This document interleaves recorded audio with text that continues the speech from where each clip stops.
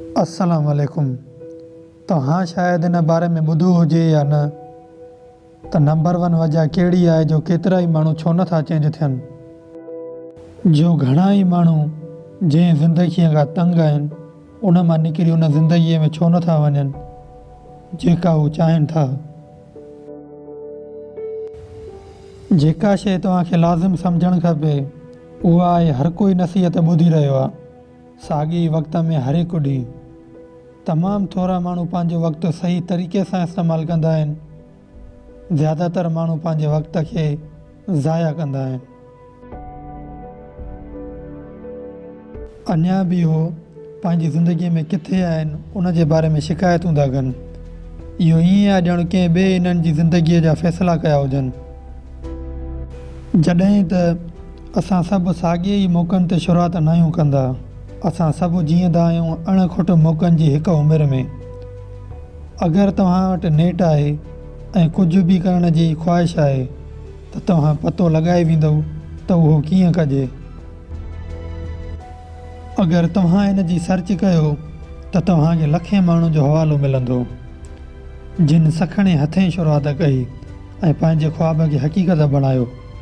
त पोइ तव्हां छो नथा करे सघो।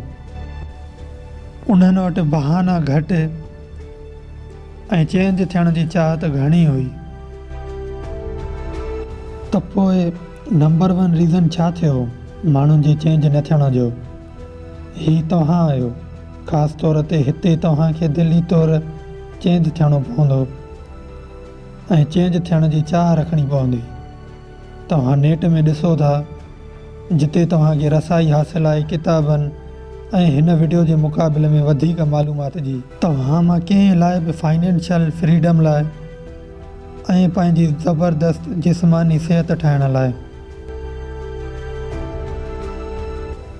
पंहिंजे माज़ीअ खे वञणु ॾियो ऐं दिमाग़ शांति रखो। ख़ुशी ऐं ज़्यादा ख़ुशियूं जेके तव्हांजे पहिरियां तजुर्बे में आहिनि उन जे मुक़ाबले में वधीक तव्हां ॾिसंदव। असां सभु ॼाणूं था त इन रस्ते ते सभु न आहिनि जी रहिया। असां सभु ॼाणूं था त इन रस्ते ते अक्सरियत न आहे जी रही। अक्सरियत इन जे उलट थी जीए। लो एनर्जी, टुटल, बीमार, नाख़ुशि। छो जो हू दिली तौर ते चेंज नथा थियणु चाहिनि। इन्हनि का काफ़ी आम तब्दीली न आहे कई ऐं इहे का ख़राबु तब्दीली बि नथा चाहिनि। चेंज थियण जी राह में जेका तकलीफ़ ईंदी उन जे मुक़ाबले में हिननि जो आराम ज़्यादा क़ीमती आहे। ॾिसो अक्सर इहा इन्हनि जी ग़लती न आहे। ज़्यादातर हालात इन्हनि खे हेठि आणींदा आहिनि। इन्हनि कॾहिं अहिड़ो मिसाल न आहे ठाहियो त का अज़ीम और शान ज़िंदगी मुमकिन आहे। ज़्यादातर इन्हनि पूरी ज़िंदगी गुज़ारी रुॻो कमी ॾिसी इन कमीअ खे वधीक मज़बूती मिली रही आहे ख़ानदान ऐं दोस्तनि जे मिसाल मां।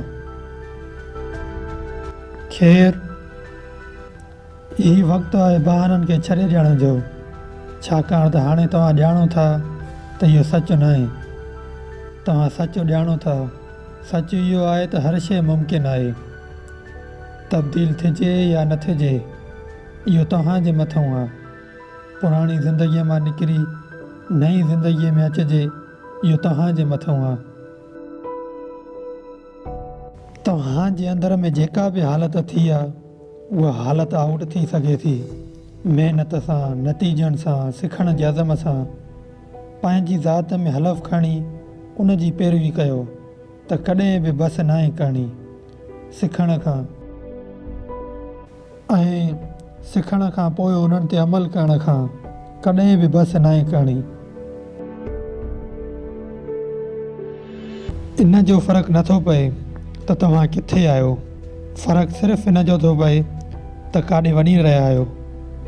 इन सां को फ़र्क़ु नथो पए त हिननि जूं हदूं छा आहिनि। तव्हां वटि का हद न आहे। इन जो फ़र्क़ु नथो पए त ॿिया छा ते यकीन रखंदा आहिनि। फ़र्क़ु इन जो थो पए त तव्हां छा ते यकीन रखंदा आहियो। तव्हां पाण ते यकीन रखो। इन जो फ़र्क़ु नथो पए अगरि कोई तव्हांखे सपोर्ट नथो करे तव्हां पंहिंजो पाण खे सपोर्ट कयो।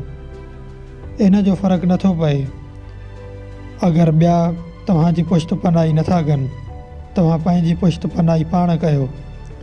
ईअं थियणु लॻे इहो तव्हां ते मुनसिरु आहे, इहो तव्हांजे मथां आहे त तव्हां इन शइ खे मुमकिन बणायो था या न। उन्हनि कंपनियुनि जे बारे में सोचो जेके पोस्ट में पंहिंजे ग्राहकनि खे नतीजे जी चैलेंज कंदियूं आहिनि। तव्हां वाक़िफ़ु आहियो अहिड़नि कंपनियुनि खां, तव्हां वाक़िफ़ु आहियो अहिड़नि इश्तिहारनि खां, मसलन फलाणे 10% मोटापो घटायो ऐं फलाणे सुठी बॉडी ठाही। हूअ 30 खां 25 साइज़ ते पहुती, ज़बरदस्त। पर इहा कंपनी न हुई जंहिं इन्हनि खे इहे नतीजा ॾिना।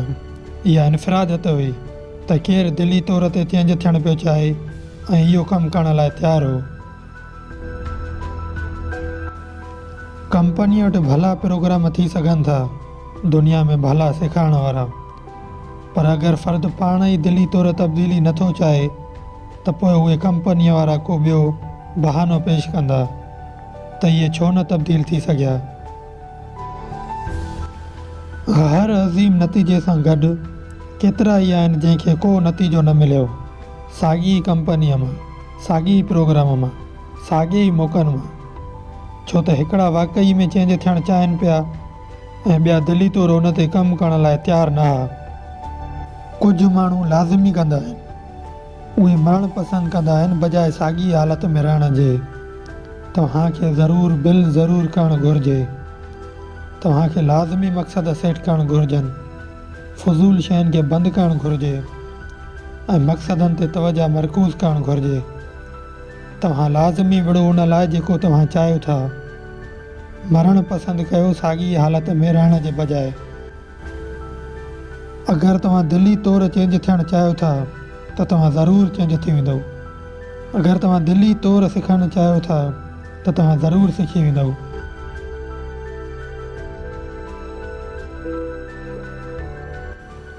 इन शइ खे सम्झो, पंहिंजो पाण खां सुवालु पुछो त तव्हां छाखे तरजीह था ॾियो। 100 नाकामियूं जेके तव्हांखे तव्हांजी अज़ीम शान कामयाब ज़िंदगी हासिलु करण जी राह में मिलंदियूं, या जॾहिं त उहा ज़िंदगी जेका तव्हां हमेशह जीअंदा था अचो, जंहिंमें का नाकामी न आहे ऐं तव्हांजी क़ीमत घटी रही आहे। हिते हिकु फार्मूलो आहे, अगरि तव्हां दिली तौरु एक्सेप्ट कयो त जेको तव्हांजी ज़िंदगीअ में चेंजिंग जी गारंटी थो ॾिए, उहो फार्मूलो तव्हांखे गारंटी थो ॾिए त तव्हां पंहिंजी ज़िंदगीअ जे कहिड़े बि हिसे में इंतिहाई चेंजिंग करे सघो था, सिर्फ़ु ऐं सिर्फ़ु अगरि तव्हां पंहिंजे रूह ऐं दिलि सां अज़म कयो। अगरि तव्हां 100% तयारु थी अज़म कयो, अगरि तव्हां शुरू कंदव त तव्हां पंहिंजी ज़िंदगीअ में जिते बि आहियो उन हालत में रहणु नामुमकिन आहे। बहितरीअ जी गारंटी आहे। फार्मूलो तमामु आसान 3 शयुनि ते अमल करण जो आहे।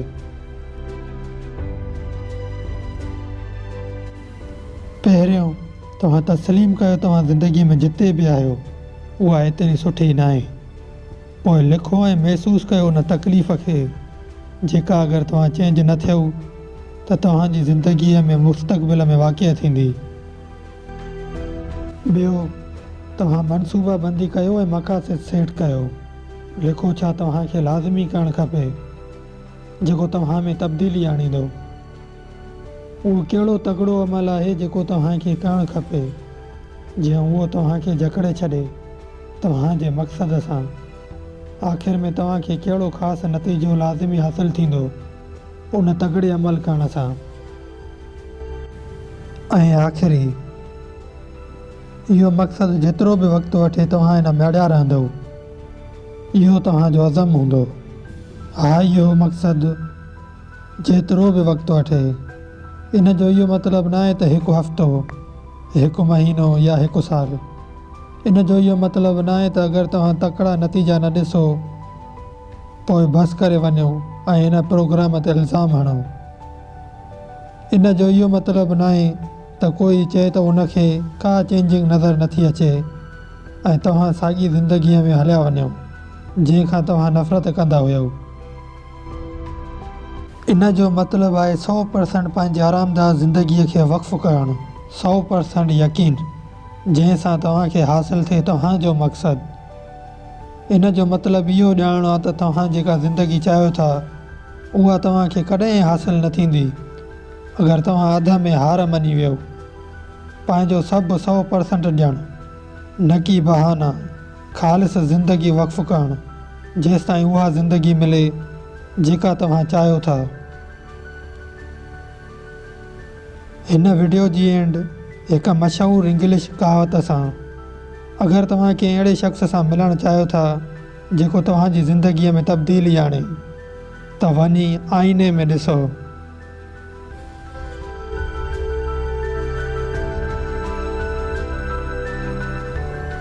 अगरि इहो थींदो त इहो मूं ते मुनासिर आहे, ईअं थिए इहो मूं ते मुनासिर आहे, इहो मुंहिंजे मथां आहे त मां इन शइ खे मुमकिन बणायां या न।